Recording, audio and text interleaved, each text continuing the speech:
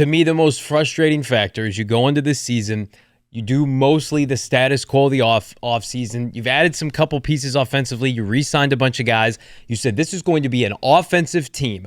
And the offense, for the most part, has been inept at large stretches during the season. Looked disorganized, does not look like a head coach that has had the same offensive skill players for the better part of 4 years. This is his infrastructure. This is his playbook. This is not a new head coach. We watch somebody like Arthur Smith in Atlanta year 2. We see the pieces in place, right? We watch today, Pete Carroll has a bunch of rookies playing at a high level. 5 starting. Yes, absolutely. Arizona Cardinals play the least amount of snaps for any rookies. That's them telling you, the fans, we believe in this veteran team. We think we can wait out the garbage of the NFC. Well, newsflash, Kliff and Keim and company, you're at the bottom of the NFC right now. Life comes at you fast. You're 3-6 in DA. Not only are you 3-6, you were swept in, I would say, non-competitive fashion for a large amount of the 8 quarters they played against the Seattle team led by Geno Smith.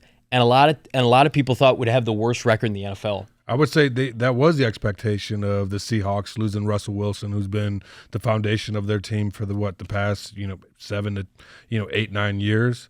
But with that, you saw the culture of the Seattle Seahawks. You saw their ability to coach. Yep. You saw their ability to, hey, you play within the system, run, pass, bootleg, and we keep everything in front of us and make them beat us. Yeah. And I think that's what we've seen that quite a bit. Kliff tends to struggle against, I would say, like that old school coach, but it seems to be every coach. I mean, and I don't mean that like disrespectfully. I just mean it in terms of all the teams that we play seem as though that they're poised when they're running their offense. Mm-hmm. And it just seems when the Cardinals, it just seems a bit like they're in distress. And I'll just say this, when the noise becomes greater than the results, that's when you need to make a change, Johnny. And I think that it's ripping that it's getting that tipping point where there are no more excuses. No. There are no more reasons why the offensive line, this, that, or guy dropped the ball, because as you mentioned, Johnny Frank, all that falls on Kliff Kingsbury and the offensive inability to score points.